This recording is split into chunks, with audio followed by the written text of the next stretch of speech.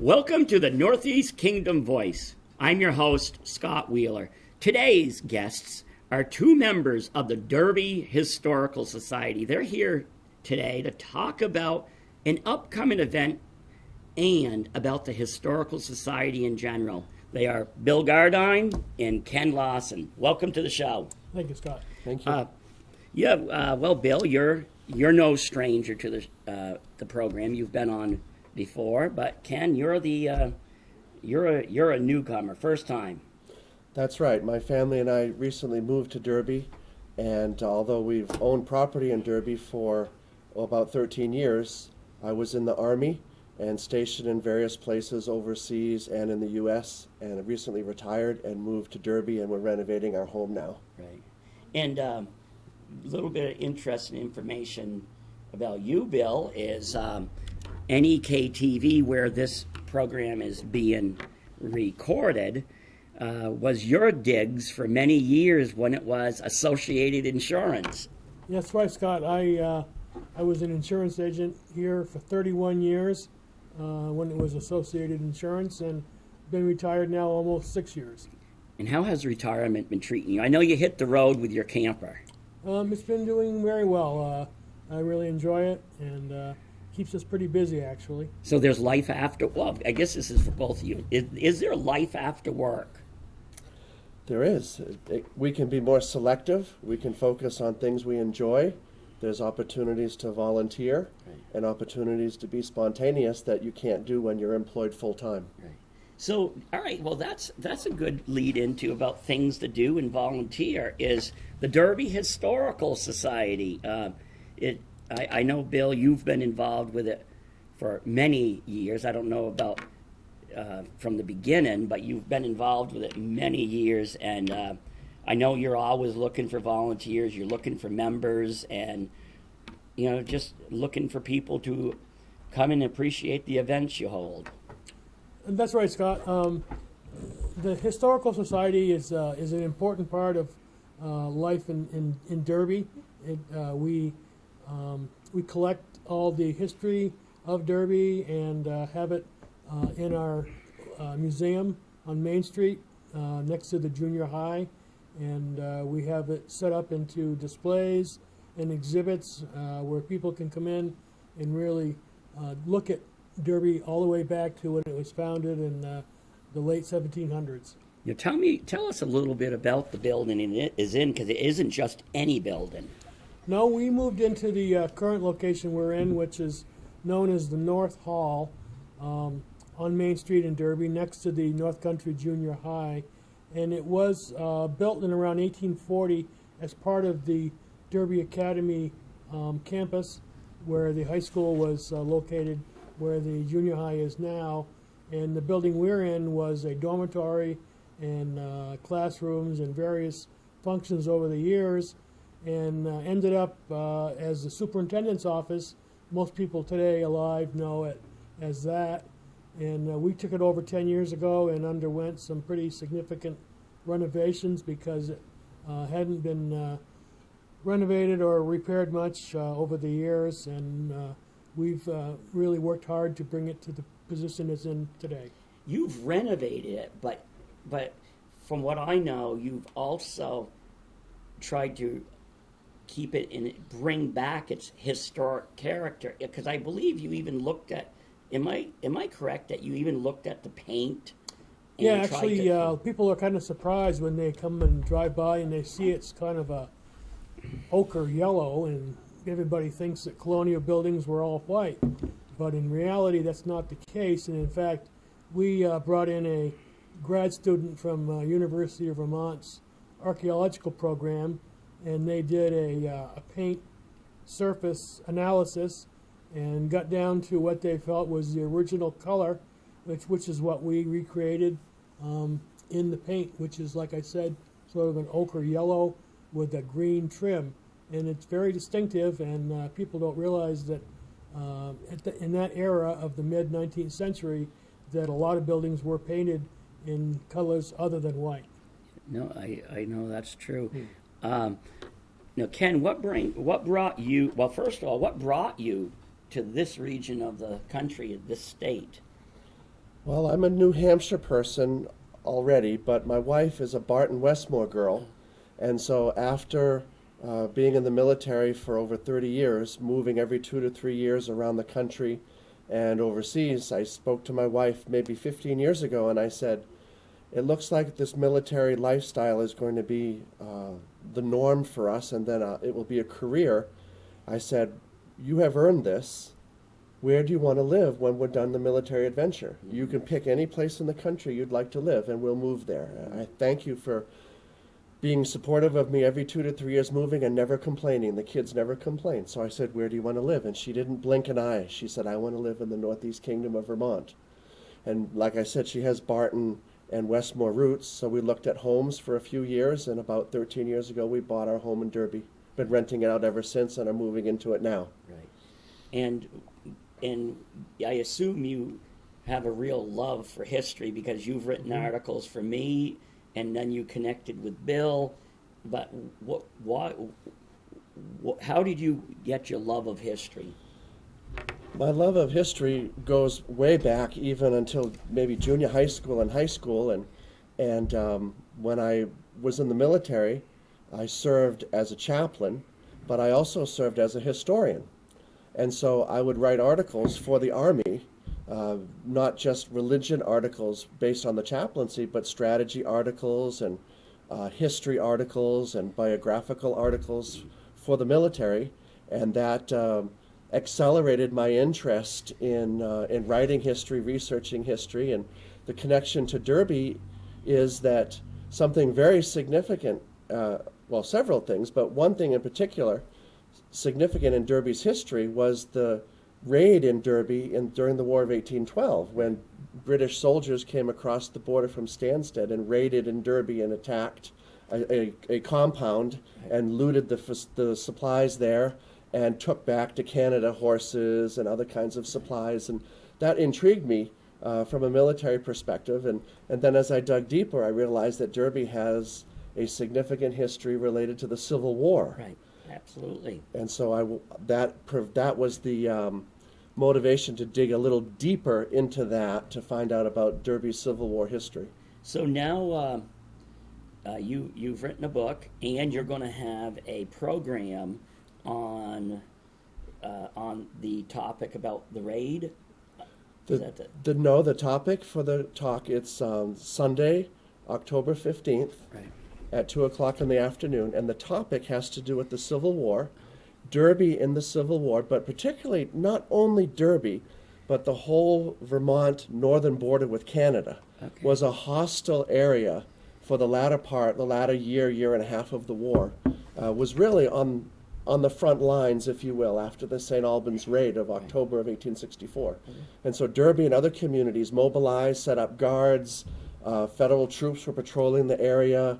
There was really quite a lot of military activity way up here on the northern border. Yeah, and when most people think of the Civil War, they think of the South, or they think of our boys going south. They don't think about this area. Now, Bill, did you grow up? When you grew up, did you learn about the Civil War activity up here? I didn't, but maybe I just. The only thing that was made aware to, I think, our generation was the St. Albans raid. Right. You know, that certainly, there was a historic monument over in Sheldon about it, and certainly that was something we were aware of, but any other activity that Ken has researched in this book that he's written is all news to me. Like, I found articles relating to following the raid at St. Albans.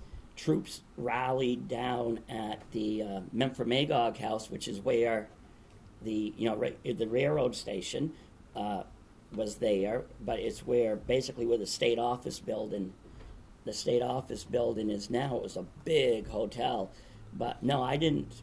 You know, a lot of times when you're in school, history seems to happen elsewhere. It doesn't seem to happen here. And so, how did you meet Ken?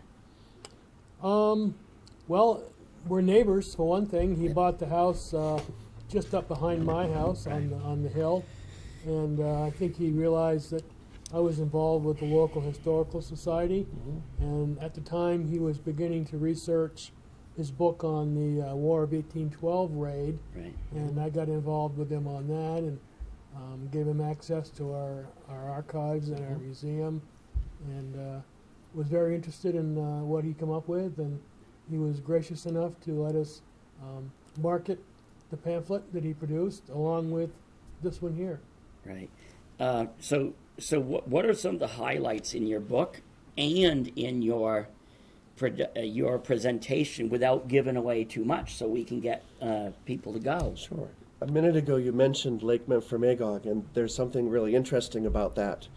After the October 1864 raid at St. Albans, when Confederate raiders came from Canada, raided St. Albans, looted the banks, and then fled back to Canada, all of northern Vermont was in a panic.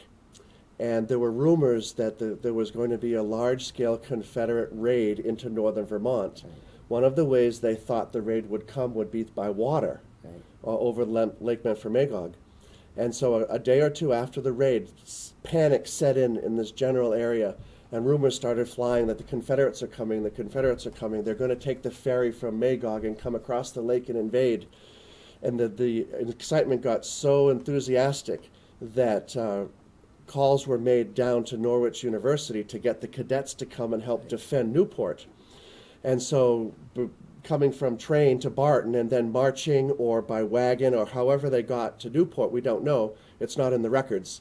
But they came to Newport as the sun was setting, and the troops, the cadets, there were about 50 of them, they deployed all along Lake Memphremagog, near where the Registry of Motor Vehicles area and the parking lot area is today. These 50 cadets deployed there. They had their senior officer in command, and the local militia was there. Well, as the ferry was coming from Magog and was in sight, the militia that was there and the troops, the cadets from Norwich, were ready to attack, ready to defend. And as the boat came forward, somebody gave the command of ready and fire. But that's not a military command. And so the cadets at Norwich didn't obey the command because the correct command is ready, aim, fire. So nobody fired. Then the boat came and landed, and off came 8 or 10 bewildered civilians that are looking around saying, why are all these people pointing rifles at us?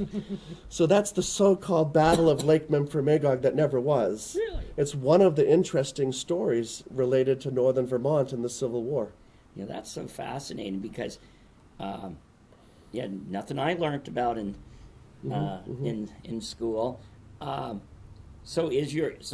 So your book is filled with little Anecdotes just like that. Yeah, as well as the organization of the state, because as men are leaving northern Vermont to go, as you were mentioning earlier, with units that were fighting in the south, well, what remained in the north?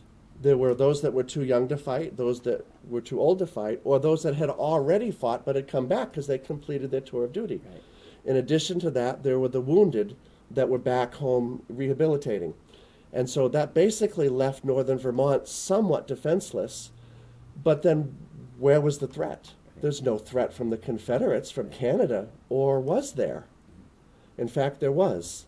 The St. Albans raid was an example of that. And after that raid, the Confederate strategy was to lure Union soldiers away from southern battlefields to come and defend the northern border, to give southern armies a better chance against the northern armies. So they would deplete the northern forces in the south and make them go along the northern borders. And from Ohio all the way to Maine, Union soldiers were stationed in those areas that could have been fighting in the south, but were in fact defending the border. Now, one interesting thing that surprises some people is following the war, the Confederate president, Jefferson Davis, settled right across the border for a time. Do you discuss that at all? Is that? No, that is not in the book, but it is in a general way. We talk about that because Montreal was the headquarters for the Confederate Secret Service. Right. And the Confederate Secret Service was in charge of these raids that would go into the northern states from Canada, attack, rob, loot, and then go back into Canada where they had safety because it was not U.S. jurisdiction. The federal marshals couldn't go into Canada. Yeah. So, Bill, tell me a little bit about, from your perspective, on what the this coming event is going to be like. Well, it's going to be our sort of our wrap up for this season. We're open Sunday afternoons at the museum to the public, and we do that every Sunday from the end of May until mid-October, and this represents our last Sunday that we're going to be open, and we close up the building for the winter after that. You used to, the Historical Society used to have regular speakers, but then, well, actually, right before COVID, I think, there was a lot of great speakers.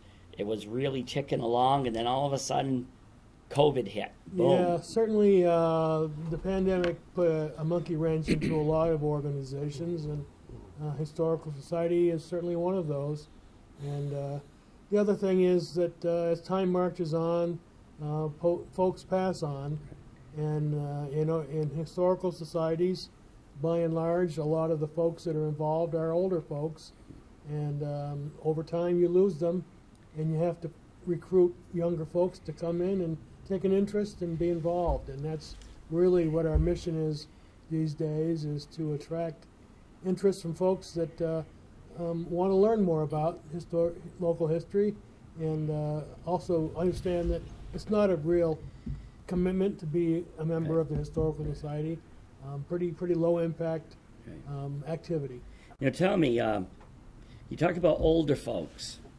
Have we reached that role?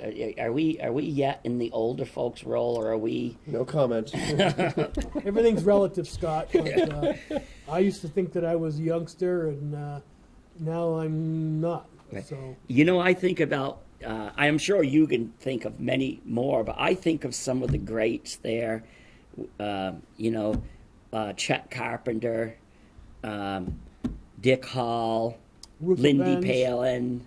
Who? Ruth LePens, Right. real source of knowledge about Derby. Right. And I just think of all the people who came before and who were esteemed members. And, and I don't know if she was a member, but another woman who was just a walk-in textbook on the history of Derby was Pauline Glover.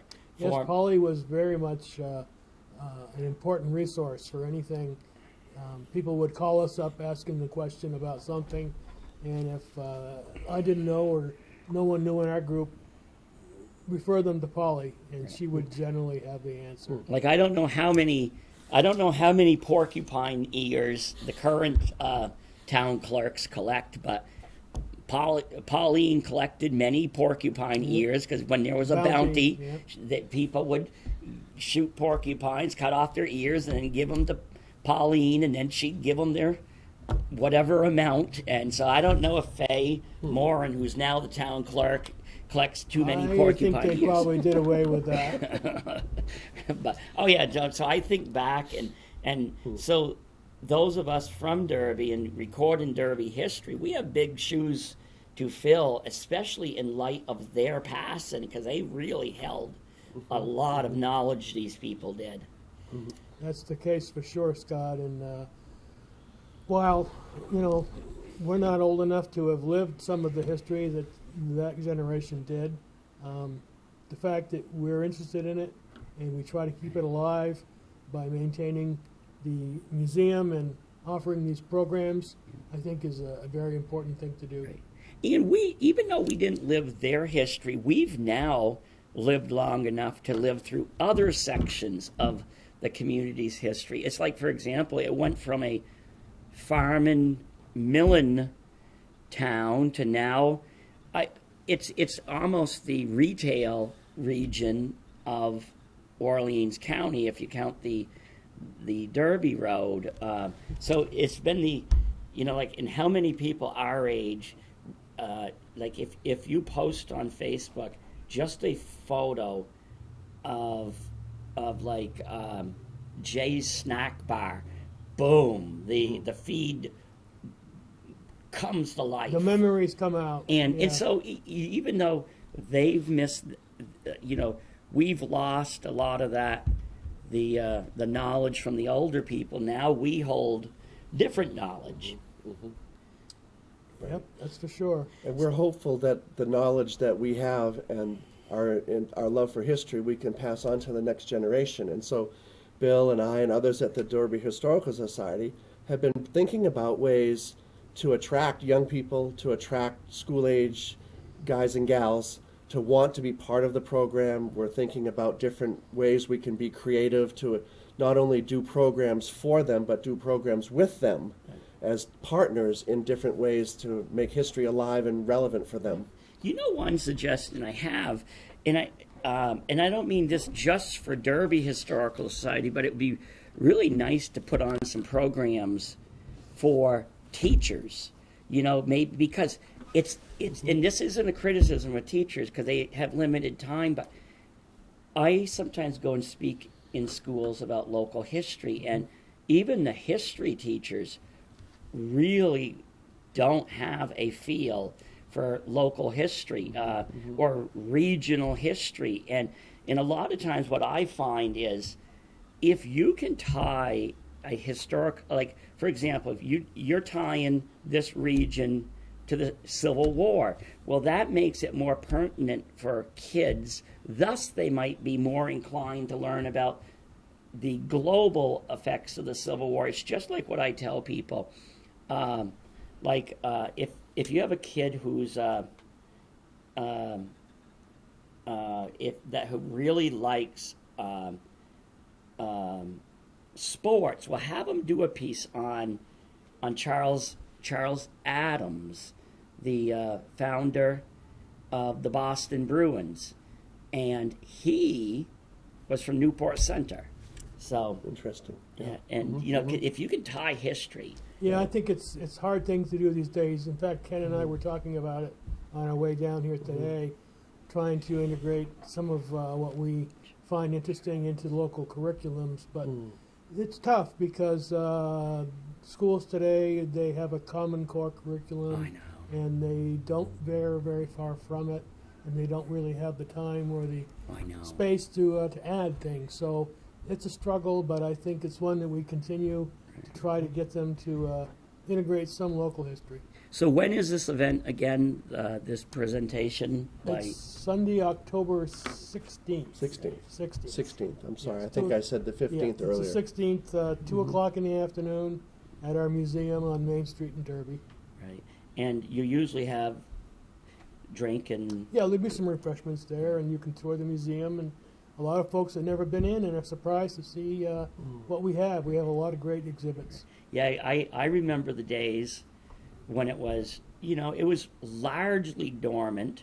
It was down in the old town clerk building. Village clerk, yeah. Yeah, the village clerk's office, and it's now a house.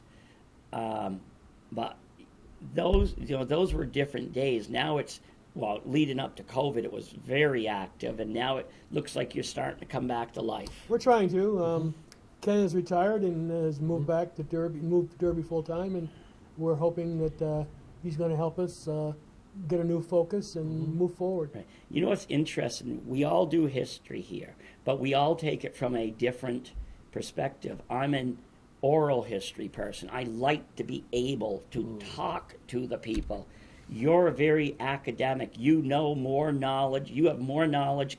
You actually kind of remind me of Chet Carpenter, and that's a high honor because he was like he did not need a computer because it was all up here. Even though he was born and raised here, he had that, but he was also very factual, very hardcore. And then Bill, you're into like things, you know, like artifacts, and so we all take this all from a different perspective. But it's all the same thing. Yeah, but that's what I'm saying. It enriches the. It's a common goal to preserve the history and then to present that history to another generation. Right. So if people want to become involved in, if they want to become involved in the Historical Society, how do they do it? Well, they could come on to our program on the 16th and talk to us, or they could contact us, me personally, or any of our members, Bonnie Shattuck or Alan Yale, and some others that are on the board. And we'll be happy to talk to you or take you in the museum and give you a personal tour at any time. And I know you've had even some, well, you know, ever since 9/11, the terrorist attacks, reporters kind of like converge on this area to better understand the border region. And I know I've brought a number of reporters just because they want to see, well, they not only do they want to see the border of today, but they also are looking at what life was like here over the generations. So yeah, they've blessed your place, well, the Historical Society, with their presence. Yeah, I've had several interactions over the years, just like that. You know, documentarians from all over the world who are fascinated by an international border that was always billed as being the longest unguarded international border. You really can't say that now. It's pretty heavily guarded. Oh, it is. But Yeah, it still is a great place to live. yeah. I know we, you know, in recent months, as my wife was dying, I had to bounce off one to you. I was a young reporter from, I believe it was from England, that you had to deal with, because, and it's interesting, a lot of times I send them to you. You know, it depends on what the topic is, because I'm wise enough to know I have no idea what I'm talking about when it's in your arena. And I know you bounce off people to me if it's about prohibition. And so now we have Ken in his military knowledge of the region. Another bouncing point. Yep, no, that's it. And but you know, someday people are gonna. Well, I think some people already look at us in that category of the old timers.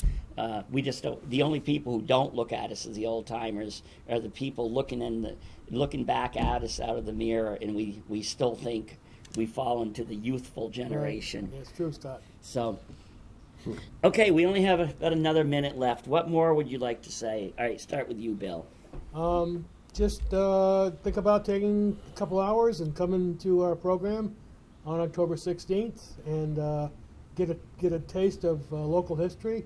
Listen to what Ken has to say and see what we offer. And what do you have to say? There is an untapped resource in the Northeast Kingdom, Derby, but extended to other communities. There's an untapped resource related to military history. And I'm hoping to dig into that, whether it's Revolutionary War, War of 1812, Civil War, or others. And there's a lot of local history that has not been recorded, and or recorded in scattered ways, but not put in one definitive place. And so I'm hoping to do that. And if that interests others, they're welcome to come out to the lecture Sunday, the 16th of October at 2 in the afternoon at Derby Historical Society. You know, to go off this a bit, but even like more modern times, like I've written at length with a long interview with Arthur Aiken, with Arthur Aiken, who was one of the key players at Space Research Corp. That played a role in arming Saddam Hussein, which during the lead up to the Persian Gulf War, and so history doesn't end; it just evolves. It flows. Right. Yeah. Okay. Thank you for both of you for coming on, and thank you both for all you do, because I just love history, and you know, I'd like to think that the world began when I arrived in the into this world, but it did not. It was going long before me, and I'm impressed with the Derby Historical Society. I've watched them evolve over the years, and I know, Bill, you played a key role in it. Okay, thank you again. Thank you, Scott. And thank you to the viewers for tuning in to another segment of the Northeast Kingdom Voice.